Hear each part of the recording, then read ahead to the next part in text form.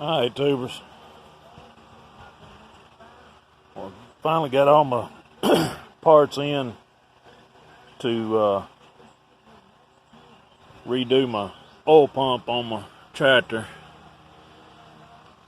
I lost oil pressure here a few months ago, and I thought maybe it was the gauge, because remember I blowed out another plastic line, so I put a copper line in there, run fine for a couple of weeks, and then I lost all oil pressure. Changed out my oil pressure gauge, still no oil pressure. I didn't think to unhook my hose or my line there to see if I had anything pumping out, but you know, still, I got to looking at the pan. It looked like it's pretty easy access. I could get into it to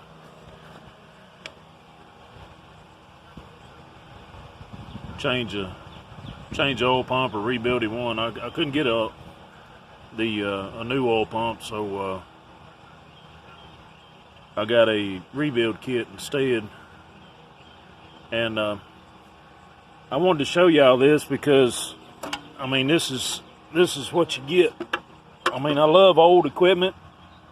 That's why a lot of old equipment is still around, because it is they made stuff to last back in the olden days. This tractor's a 1947 te20 Ferguson. I'll try to spread something out here. Flip this pan over. I'm gonna show y'all what they did to they JB welded the this is the filter access. This cover here, it's got a big thick O-ring goes behind it to seal it. Obviously they couldn't get it to seal. They've JB welded the whole cap onto the pan. This here's the drain plug for the pan, and this is the big bolt that goes through the filter. Holds this cover on and holds filter in place or whatever. But as far as crap in the pan, there's some stuff sticking down in these holes, but everything's pretty clean. I mean, it wasn't, I was expecting a lot worse, but when I dropped I would show you the oil filter, but when I dropped the pan, it didn't have no oil filter in it. So whoever, I don't know if it was whoever designed their pan like this, or whoever, let's see if I can get under here. Oh.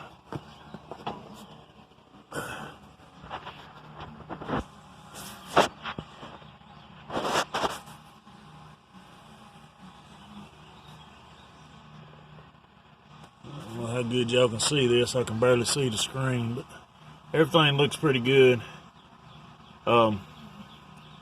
As you can see right there in the front, main cap's off. This is the first time I've tore into one, and I can't find my damn manual for it. Everything looks pretty good. I'm pretty happy with what it looks like. Oh, this is the oil pump here. It's I don't know if the main cap is made into it or if they're separate or not, but obviously this right here is what I got to take apart to rebuild it. And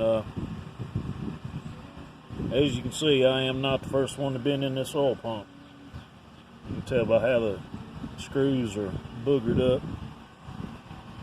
But be still.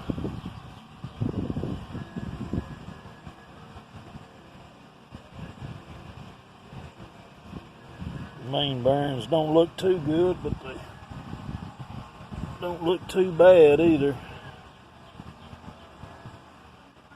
Look like they might have a little rust pitting in them.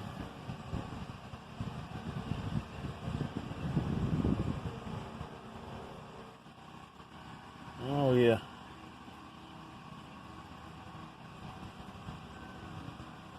I ain't sure what that is. But anyway, we're doing oil pump today, so I got it off here. I'm fixing to rebuild it now, but I figured I'd let y'all see this. Like I said, this old equipment, it's awesome. It's great. It's easy to work on, easy to maintain. Some of them might be hard to find parts for, but something this old you can easily make parts for, depending on what it is. But I thought that was kind of crazy about that pan and no oil filter in it. And believe it or not, I guess that a lot of it's my own fault too, because I've had this tractor a few years now, probably 8, going on 8 or more than that. And I've never changed oil in it once, so could be the reason of the oil pump failure. But if I knowed it didn't have a filter in it, I probably would have. Like I said, that's my own fault. I should have checked. Anyway, tubers, I'm going to let y'all have it back. I'm going to tear into this oil pump and try to get it rebuilt and get this back together. See if I'm going to have any success at keeping it sealed up. I don't know whether to break that JB weld loose or leave it like it is, because I know it's going to be a pain in the ass to